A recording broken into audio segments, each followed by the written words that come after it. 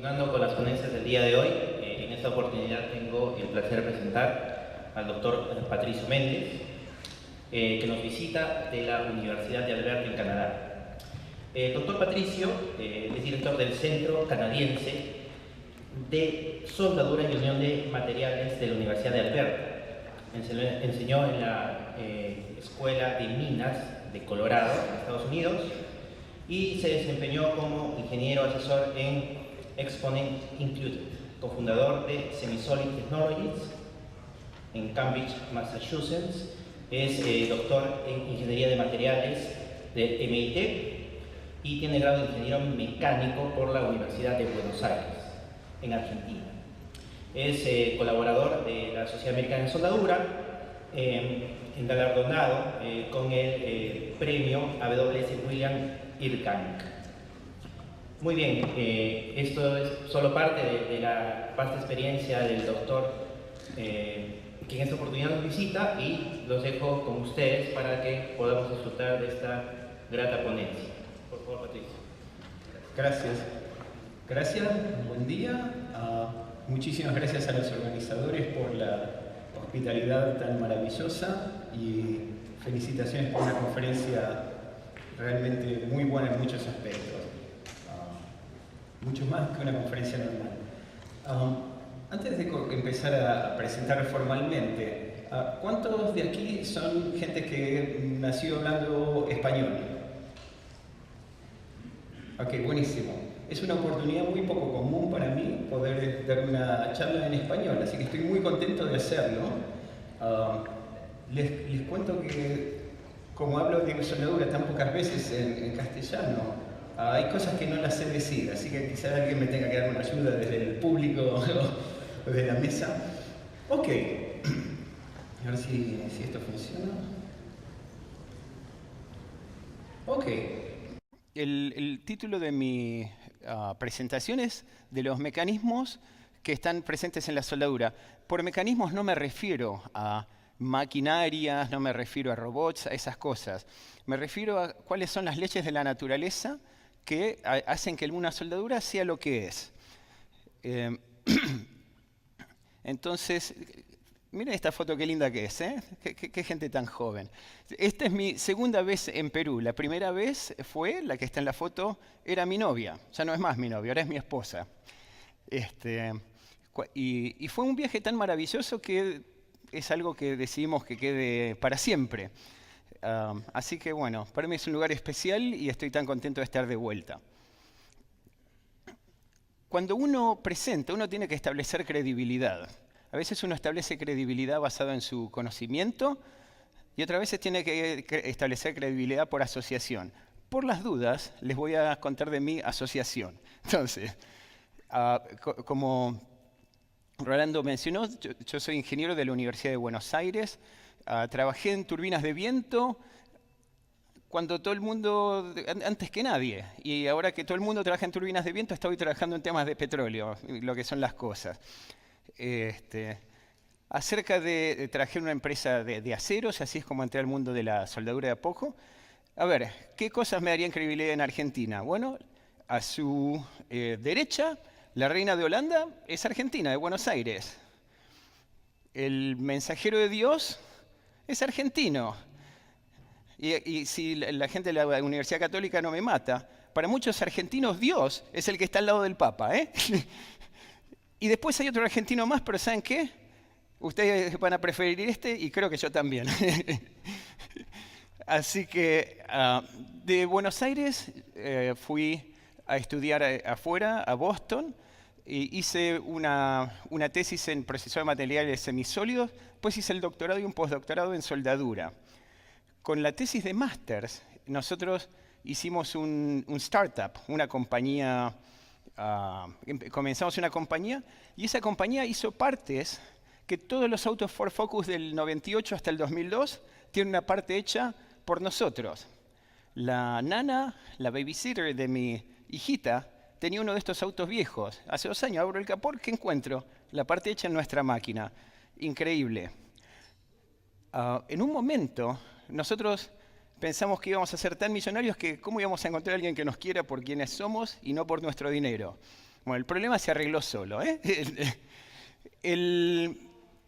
Algo interesante es que a pesar que esta máquina hizo partes de auto, lo que originalmente queríamos hacer nosotros era lo que hoy le diríamos additive manufacturing. Y si ustedes ven el video, fíjense cómo estamos haciendo estas partes, ¿no? Que son metálicas y son sólidas, sin molde, sin maquinado. Y si miran hacia abajo en las slides, fíjense la fecha en la que esto estuvo hecho. Hace muchísimo. Es más, las patentes que tenemos ya expiraron de hace tanto que pasó. Cuando nosotros presentamos estas cosas, la gente dijo, esto, ¿qué podemos hacer con esto? No saben qué hacer. Nos dijeron, ¿por qué no hacen manufactura tradicional y hacen partes de auto? Que es lo que hicimos. Pero esto era el año 1994. Miren lo que pasó en el 2016. Ahora, esto es una empresa en Cambridge, Massachusetts, que no es la mía, pero sobre arriba a la izquierda, por ustedes ven cómo están haciendo partes que son muy parecidas a las que hacíamos. Y abajo a la derecha, ustedes ven cómo están haciendo en Rusia partes, y no sé si se lee bien, es porque esto es una foto que yo tomé de una presentación. Esto fue el año pasado, gente haciendo lo mismo que hacíamos nosotros con semisólido. Claro, usan un electron beam, ¿no? Qué interesante, interesante. En su momento, hace 20 años, nadie entendía nada. De Boston fui a Denver a trabajar con mi amigo, el profesor Steve Liu, y ahí, entre otras cosas, además de aprender soldadura y aprender metalurgia, también trabajé en un foundry, que fue una fundición muy interesante. La foto del medio, ese soy yo, en el camino pavimentado más alto de Norteamérica. Ese camino pavimentado más alto de Norteamérica es la mitad de la altura de Cusco. Acá las cosas son mucho más altas. Y lo hice un par de veces con muchísimo esfuerzo. De Denver, cuando estaba en Colorado trabajando en soldadura, en la Colorado School of Mines, surgió la oportunidad de empezar otro centro de soldadura de cero. Y a veces la ambición a uno le tira, y a mí me tiró. Ahora, déjenme que les muestre el precio de la ambición.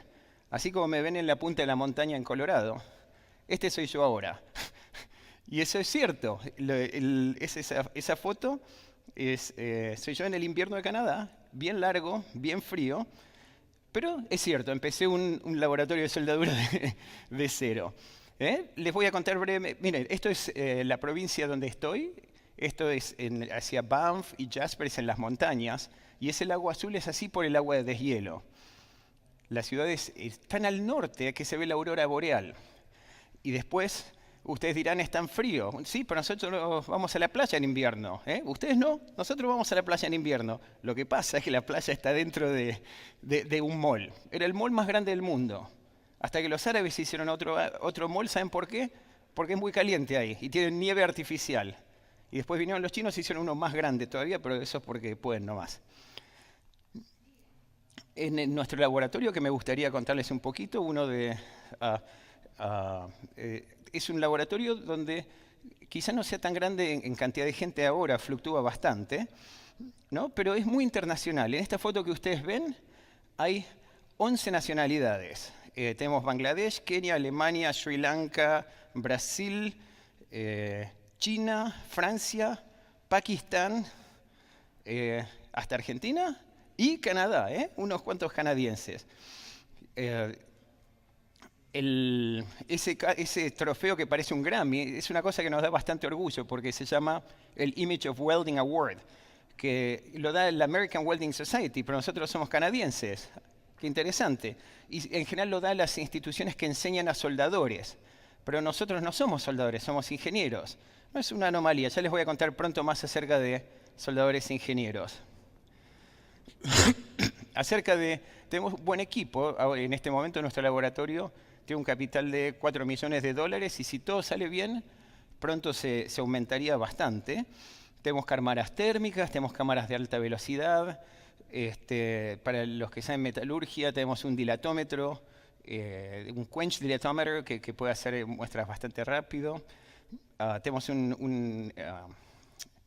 una máquina de impacto instrumentada, parecida a la que tienen aquí. Podemos medir hidrógeno, podemos medir durezas bien. Y ahora estamos instalando en este momento un láser de 9 kilowatts. Muy interesante. Ahora, volviendo a nuestros temas de Perú, cuando estuve aquí la primera vez le pregunté a nuestro guía en Machu Picchu, ¿cómo hacen para cortar las piedras de esta manera? Y el guía me dijo, bueno, los incas usaban el oro para hacer espejos y con el espejo hacían un láser y cortaban la piedra. Entonces, ahora estoy a punto de testear esa teoría. Pero la verdad, creo que no estoy tan seguro que vaya a funcionar, ¿eh? Una última cosa acerca de nuestro laboratorio.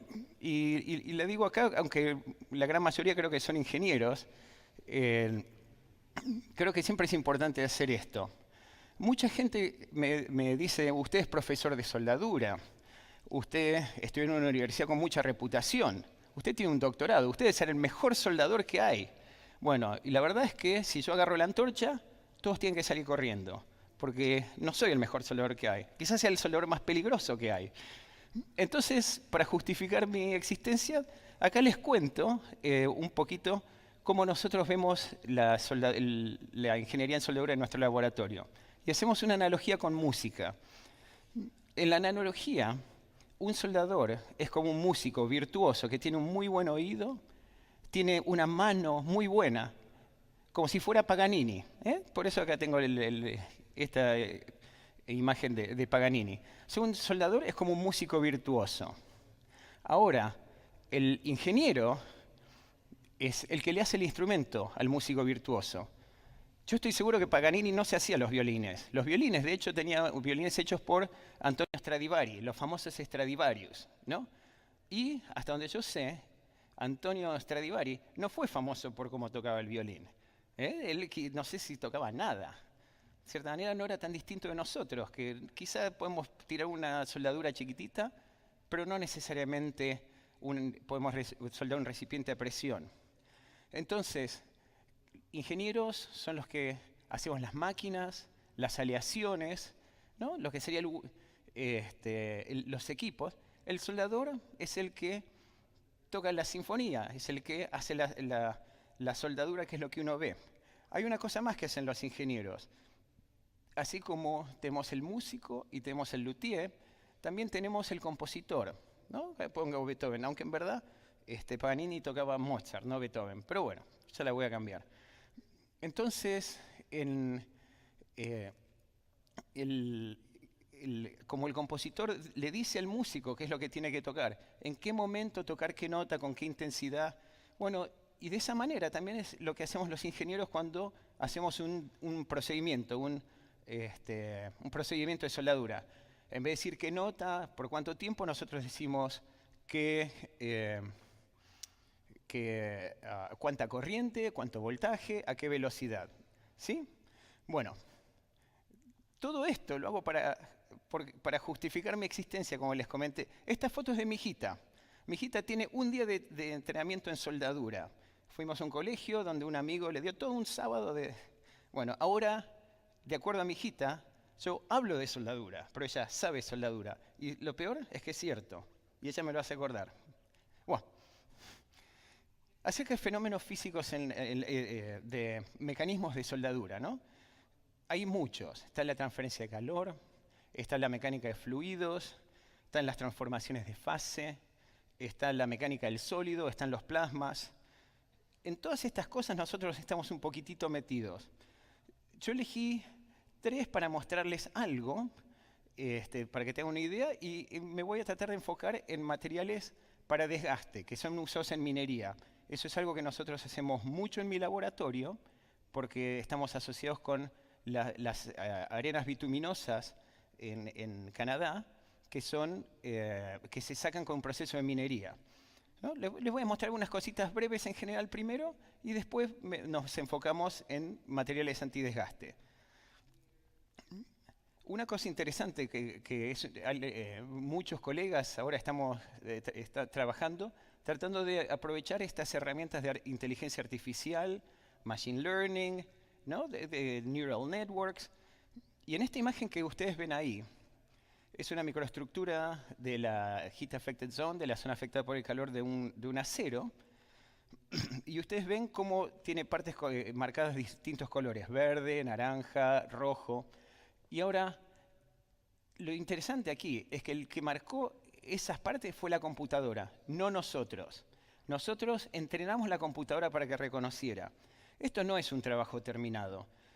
Si se fijan, por ejemplo, la parte naranja, eso es la ferrita acicular.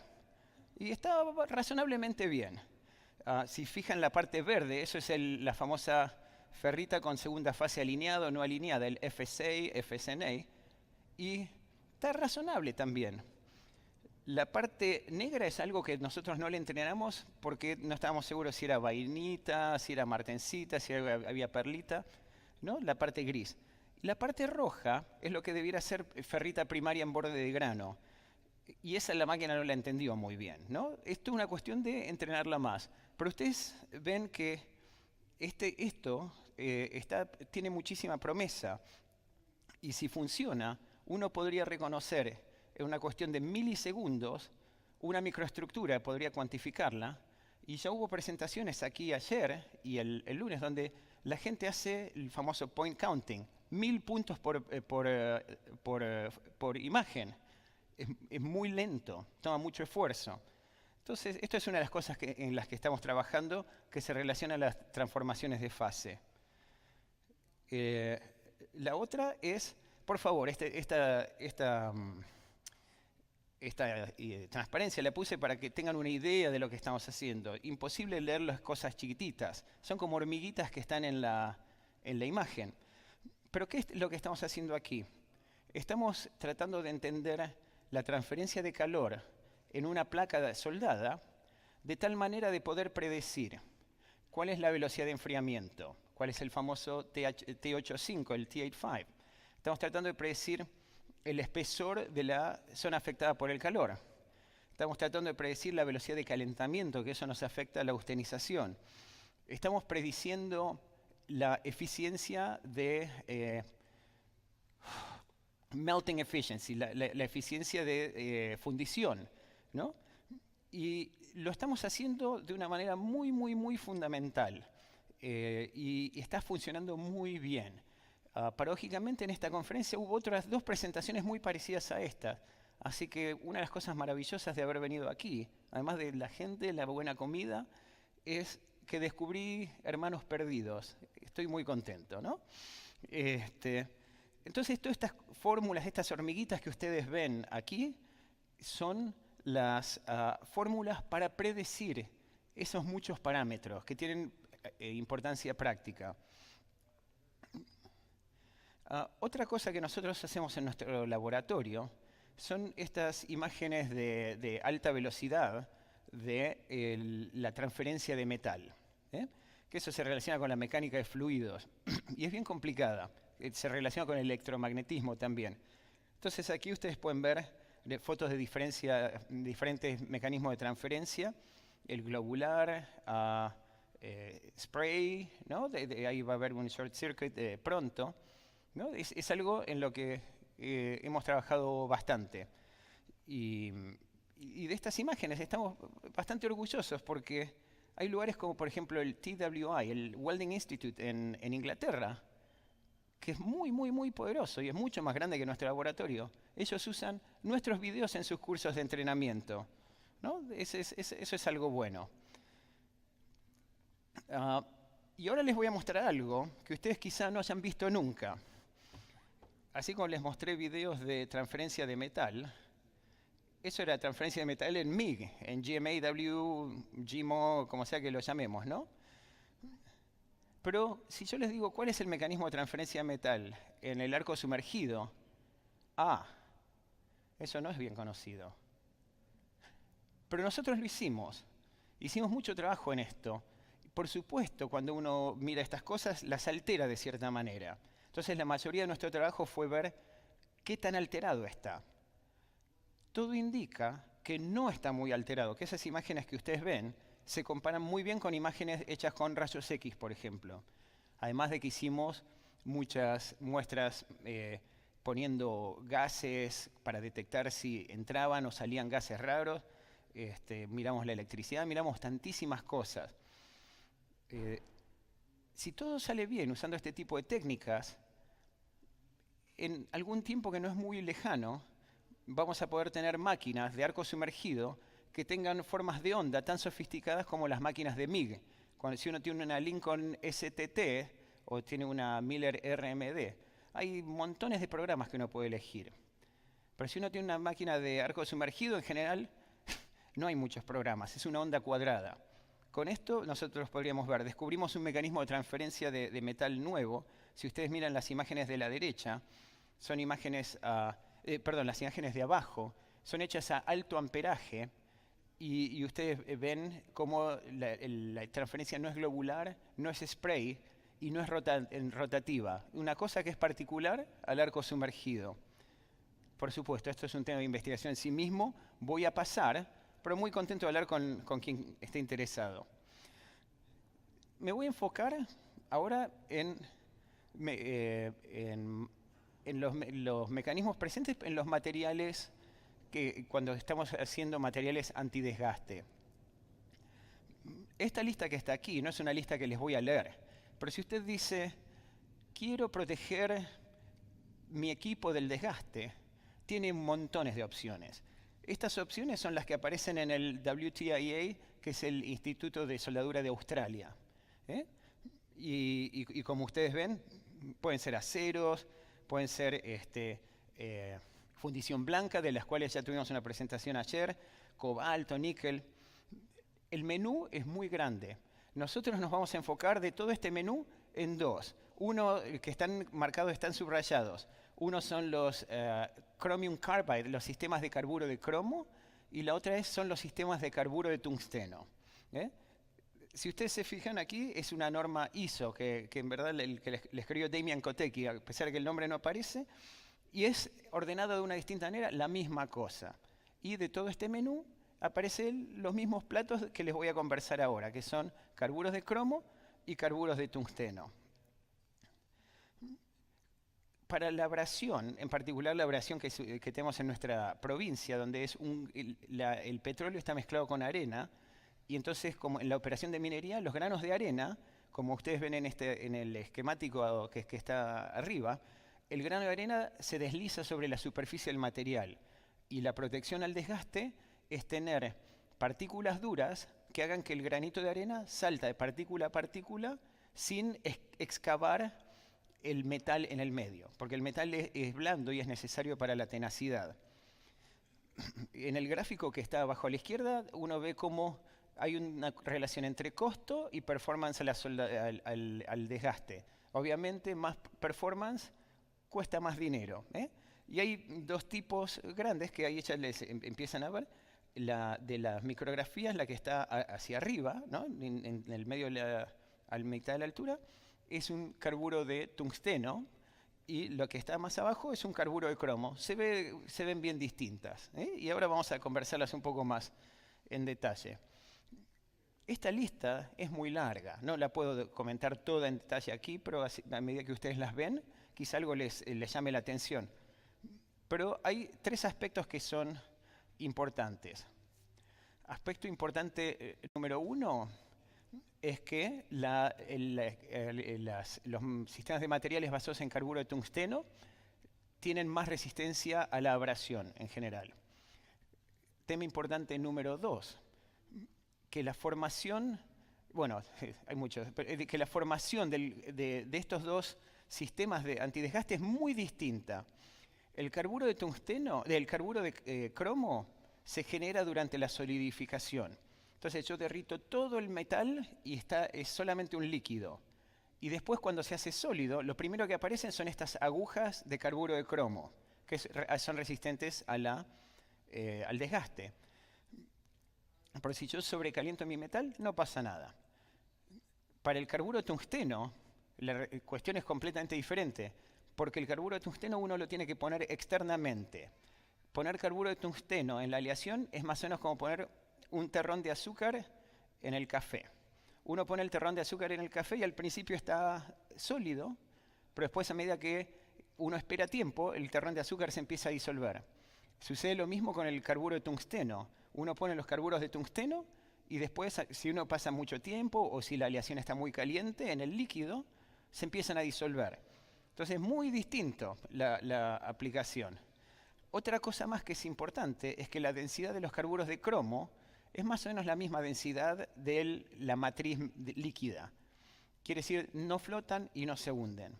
Pero los carburos de tungsteno son mucho más pesados que la matriz que típicamente es níquel líquido, ¿no? Y entonces se hunden.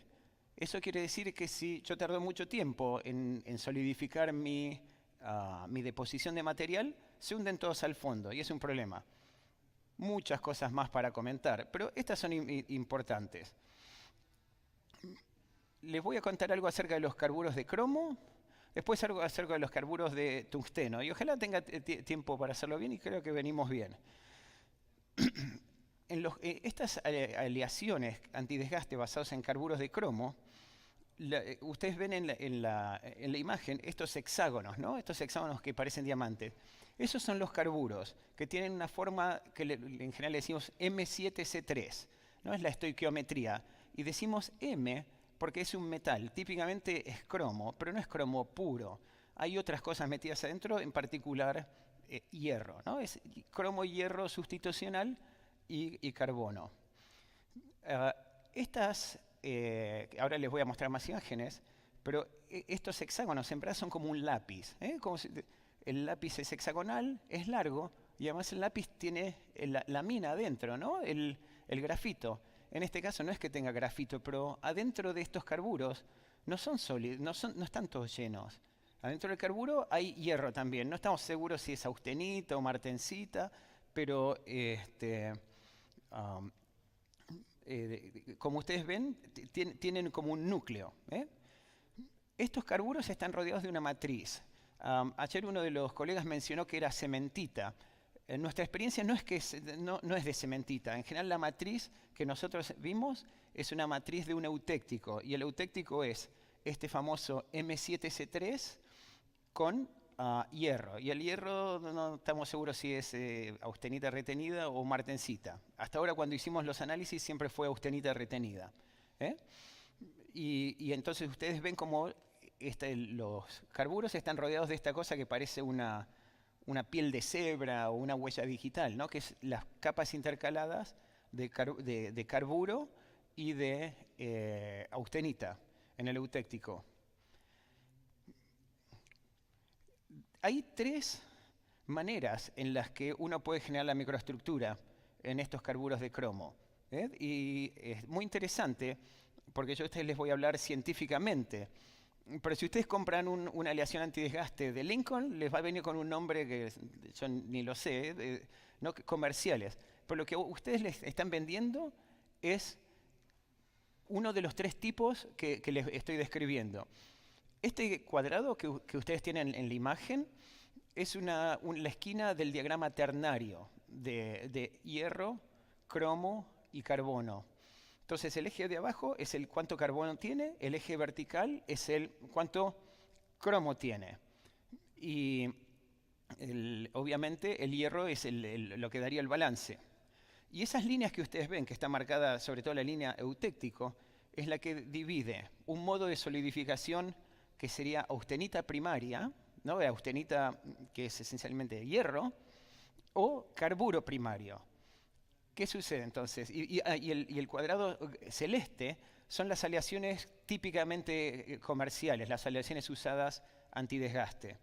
Fíjense que este cuadrado celeste cubre los dos lados de la línea que está marcada como eutéctico.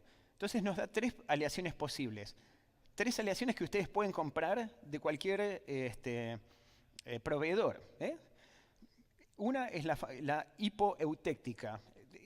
Tiene una fórmula, así es como científico.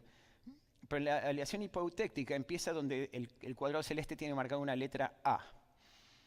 Y eso quiere decir que lo primero que van a aparecer son dendritas, los que tomaron un curso de metalurgia las van a ubicar enseguida, que en la microestructura que ustedes ven es la parte negra.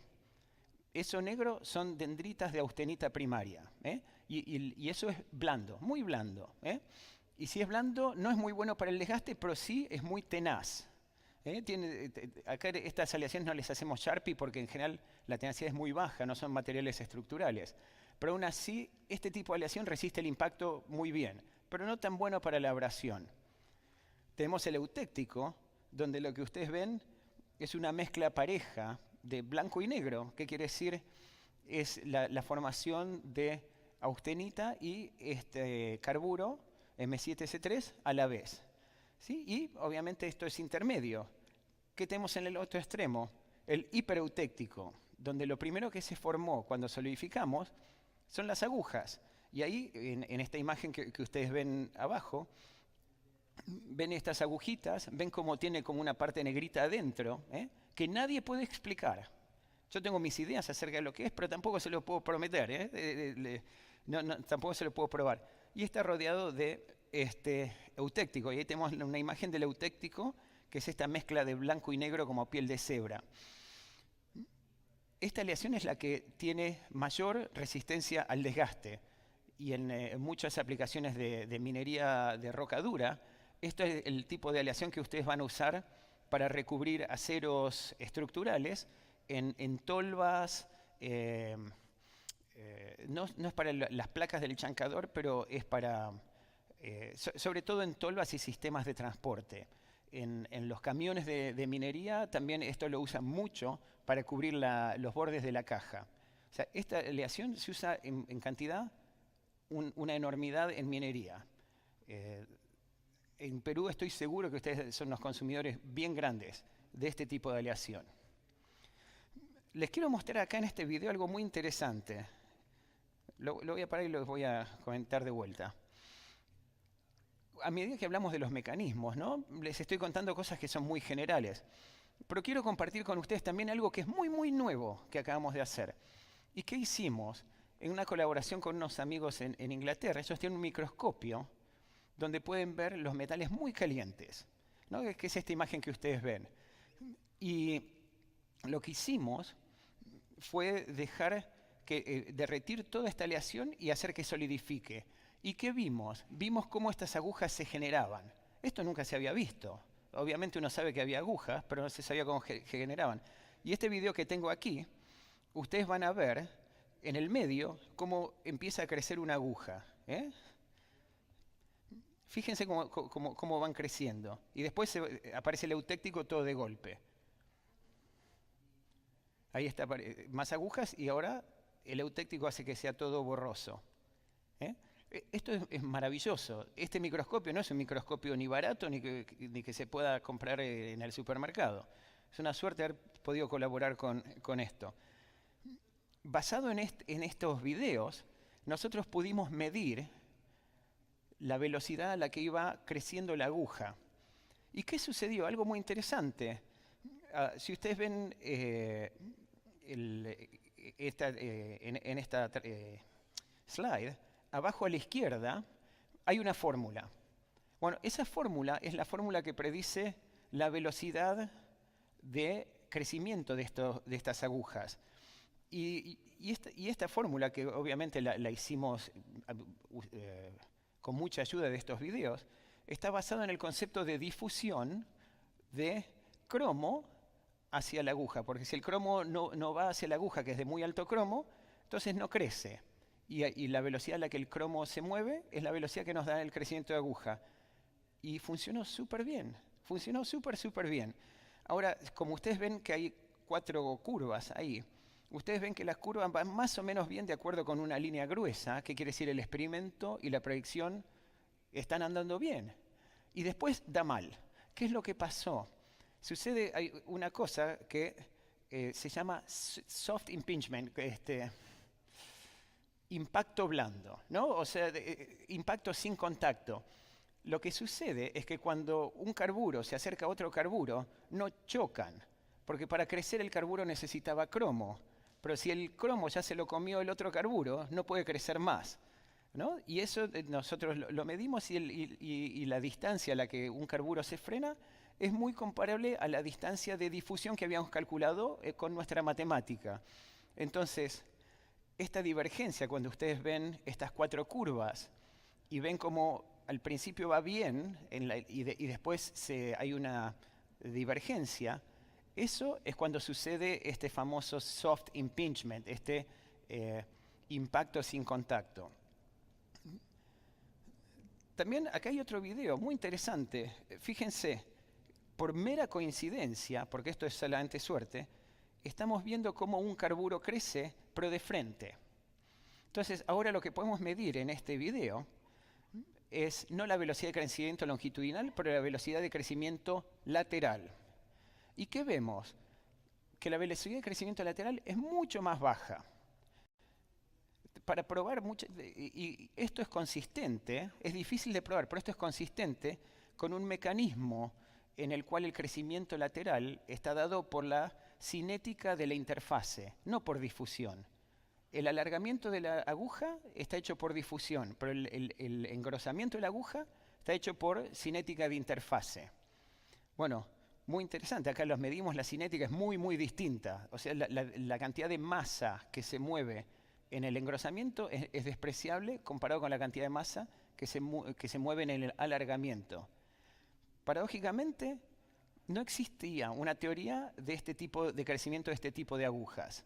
Existían otras teorías para crecimiento de agujas en solidificación, pero no para solidificación de dendritas, pero no para este. Procesos típicos para estas aleaciones, como les mencioné, uno puede derretir todo y después se forman solas. Entonces uno puede hacer procesos que tienen alto depósito de calor, alto heat input, ¿no? El arco sumergido, por ejemplo, es muy alta productividad. Metal core, flux core, es lo que se llama open arc. De arco abierto no le ponen gas ni nada y aún así funciona. Cuando uno usa arco sumergido, lo que hace, hay 2 maneras. Puede usar estos consumibles de metal core o puede poner una capa de polvo de aleación, de cromo y carbono, antes de poner la capa de fundentes. Nosotros trabajamos con ese tipo de metodología con una compañía. Y acá está el esquemático. Estas son fotos que nosotros tomamos de la compañía, donde ustedes pueden ver, sobre todo en la foto de la derecha, cómo es una máquina de arco sumergido. Los que están familiarizados con arco sumergido lo ven claramente. Ven los polvos fundentes, pero adelante, si ustedes ven, están los polvos de aleación, ¿sí? No inventamos nada en esto, Nosotros hicimos la ciencia, pero les estoy comentando de cómo estas cosas se hacen. Y tarda 8 horas en hacer una placa. Cuando ustedes hacen un camión, la caja necesita más de una placa. Y una de estas máquinas que son enormes, 8 horas haciendo esta deposición. Temas que suceden en estos carburos de cromo, que uno los compra y los vendedores, como mis amigos el Lincoln o muchos otros lados, se los venden, pero no les dicen que en verdad cuando uno lo pone esto se disuelve de una manera despareja.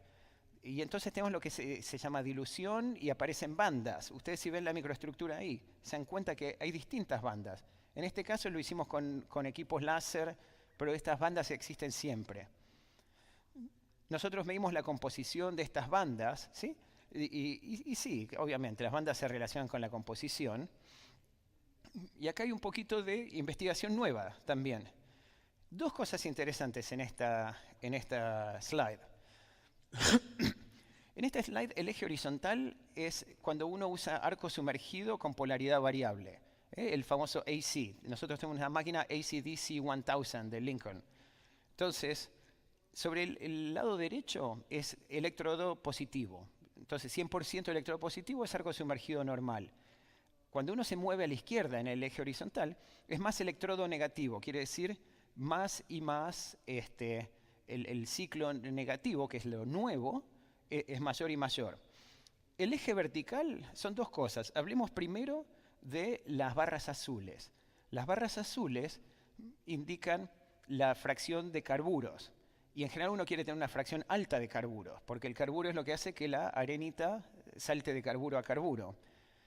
¿Y qué vemos? Que cuando tenemos más electrodo negativo, estoy mirando el gráfico de izquierda, de derecha a izquierda, con más electrodo negativo tenemos una fracción más alta de carburos. Y eso tiene muchísimo sentido, porque el electrodo negativo uno cambia la cantidad de energía que se deposita en el electrodo y se deposita en la placa, y la revierte y hace que uno derrita más electrodo, que es lo que quería, y menos placa, que es lo que da la dilución. Y como hay menos dilución, la proporción, uno diluye menos el cromo y el carbono con el acero de base, y uno termina teniendo más carburos. Esto es buenísimo, ¿no? Pero además, ustedes ven una línea roja que baja, y esa línea roja que baja es muy interesante. Esta línea que baja de derecha a izquierda, ¿no? Esta línea roja indica el tamaño, el diámetro de las agujas. Ahora, nosotros no tenemos una teoría de qué es lo que nos da el diámetro de la aguja. Tenemos una teoría de qué nos da el largo de la aguja. Pero es consistente. Esto es todo en el marco de una tesis de doctorado, de cómo controlar la microestructura. Ahora, basado en que entendimos cómo se alargan las agujas, nosotros vemos que el espesor de una aguja es más o menos constante. O sea, el engrosamiento que tiene es muy poco comparado con el espesor de la aguja original. Ahora, ¿de dónde salió el espesor de la aguja original? ¿No? Y les voy a mostrar algo que no está publicado todavía, pero son evidencias que nosotros vemos y en las que estamos trabajando. En este gráfico, lo que estamos viendo es, en el eje horizontal, que aparece un poco recortado, es la temperatura de líquidos, la temperatura a la que aparecerían los carburos. El eje vertical es el diámetro, el espesor de nuestras agujas. Y lo que esto dice es que cuanto más bajo es mi temperatura en que aparezcan los carburos, más chiquitos son. Muy interesante, porque ahora, basado en nuestro entendimiento, nosotros somos capaces de controlar el largo de los carburos, somos capaces de controlar ahora el diámetro del carburo, si esto que les estoy contando es cierto, que creo que sí, y pónganlo en la cabeza porque les voy a mostrar otras cosas pronto que se relacionan. Entonces, estamos empezando a tener la posibilidad de diseñar una microestructura de carburo de cromo, que es la más usada. Es un tema muy interesante. Ahora les quiero contar, en unos minutos que me quedan, un poco acerca del otro sistema de aleación, que son níquel con carburo de tungsteno. No es water closet, es tungsten carbide. Y en este caso hay distintos tipos de carburo. Les voy a contar de cuatro tipos. La matriz en este caso típicamente es níquel. Hay otros de estos tipos de aleaciones que usan una matriz de cobalto, pero en general son carburos como cementados para usar herramientas de corte. Cuando uno los deposita en forma de soldadura, típicamente es una matriz de níquel. Los cuatro tipos de carburo de tungsteno uno es el tipo WC en estoiquiometría. 50% de cada uno atómico. El otro es lo que en general le dicen el eutectic. Le dicen eutectic, pero no es un eutectic, es un eutectoide. Una mezcla de WC y W2C. ¿Qué sucede aquí?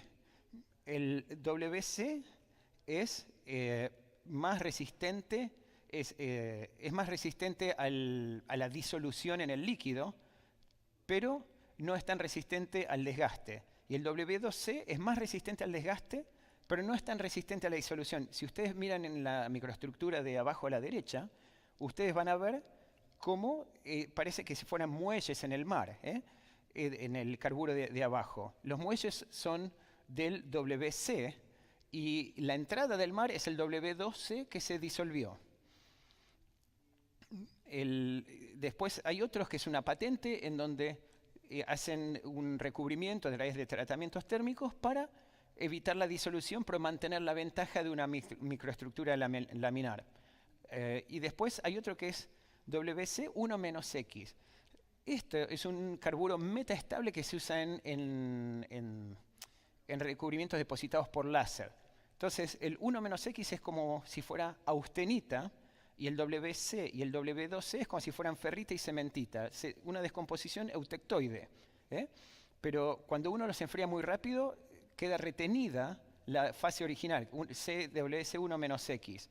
Y eso lo hacen a través de un tratamiento de feroidización, que es la imagen de abajo a la derecha. La matriz de níquel típicamente es de níquel y uno la puede comprar por dureza. Ahora, y algo interesante, que esto es importante. Estas matrices de níquel a veces se usan sin carburos. Entonces, cuando uno quiere una matriz dura, viene con cromo, para que forme un poquito de carburo de cromo y eso le da la dureza. Ahora, ¿qué sucede?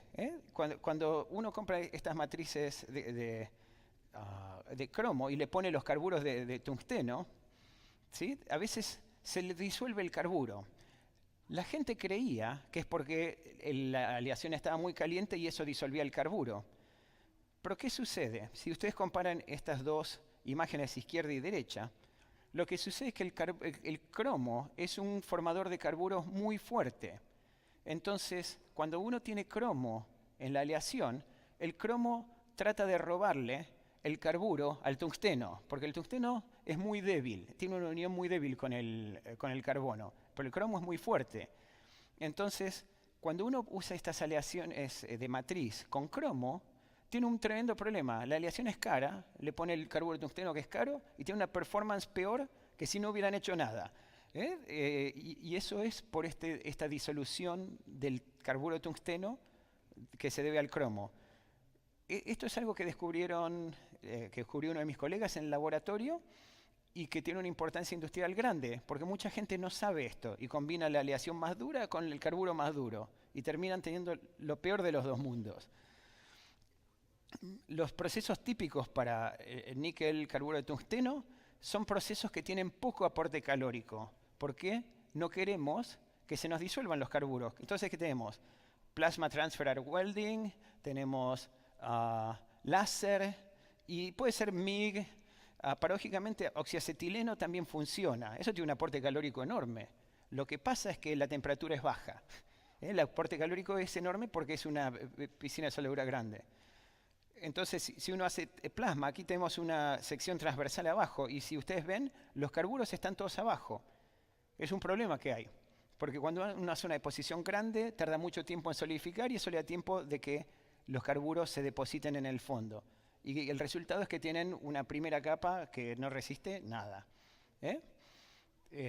Muy brevemente, a ver, les voy a mostrar, a ver si esto sucede. Estos videos van lentos. Ok, lo voy a pasar.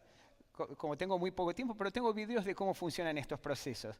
Si uno usa láser, ¿no? Uno alimenta los carburos soplándolos de la misma manera que hacemos additive manufacturing with powder blown. Uno de los problemas que tenemos con láser y con plasma es que a veces los carburos rebotan en la superficie sin entrar. Es un fenómeno que no está bien entendido. Entonces, además del problema de disolución, el problema del cromo, está el problema del low catchment, que es que los carburos rebotan. Muy brevemente les voy a comentar algo que hicimos, que es un tema importante cuando uno hace el laser cladding. Las aleaciones tan resistentes al desgaste que si uno se pasa y la hace demasiado grande, después hay que hacerle un pulido con piedra, ¿no? Un esmerilado, algo así. Pero son muy resistentes, muy difícil. Entonces, una compañía nos pidió si podíamos calcular cuál era el alto de una capa de carburo de tungsteno. Y si uno sabe el ancho y si uno sabe la eficiencia de masa, uno lo puede calcular bastante bien y ahí están las fórmulas. Aquí están los resultados de cómo calculamos el ancho. Les puedo contar que si uno hace Rosenthal, da más o menos 80% bien. Y si uno usa la teoría de fuente gaussiana de calor, da súper bien, que es la curva de la izquierda. La curva de la derecha es midiendo la eficiencia de masa. Y la curva de abajo a la derecha muestra que la eficiencia de masa cambia, cambia dependiendo de si hablamos del metal, la eficiencia de masa disminuye a medida que aumentamos la deposición. Y la eficiencia de masa de los carburos aumenta a medida que aumentamos la deposición. No sabemos por qué, pero es repetitivo. Y es muy interesante porque esto quiere decir que si uno está haciendo exactamente lo mismo, pero aumenta la velocidad de alimentación de polvos, la composición cambia. Bueno, aquí están los experimentos que hicimos y mide bien la altura predicha.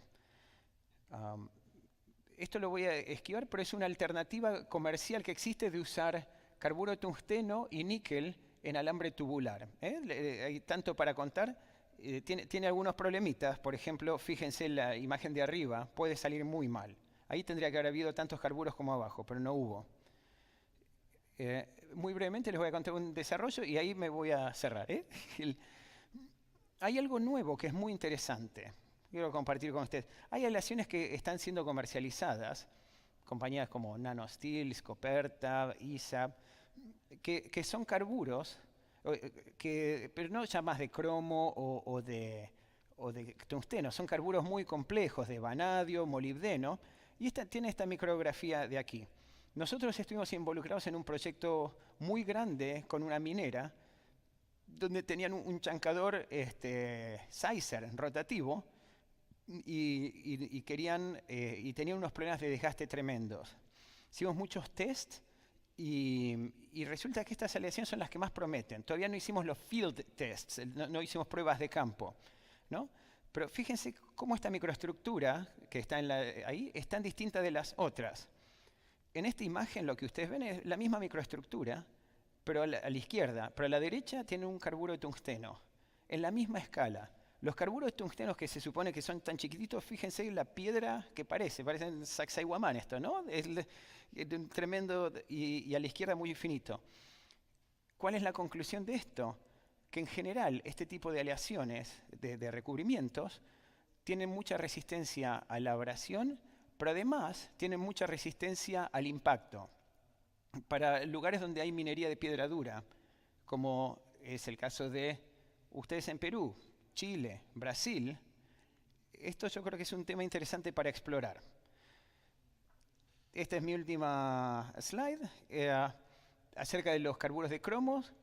Son parecidos al hierro blanco, pero no son igual al hierro blanco, son bastante distintos.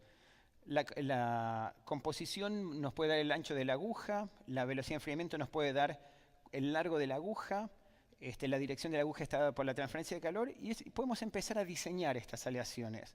Acerca del carburo de tungsteno, se usa mucho el plasma y los procedimientos láser están siendo cada vez más y más implementados. Canadá, Brasil, Alemania, Estados Unidos.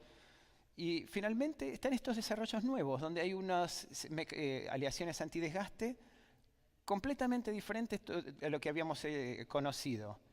Parece que los carburos chiquititos se usan porque son aleaciones de muy baja temperatura de líquidos. Así que bueno, eso es todo lo que quería compartir con ustedes por ahora y ojalá que dé para más conversaciones más tarde. Gracias.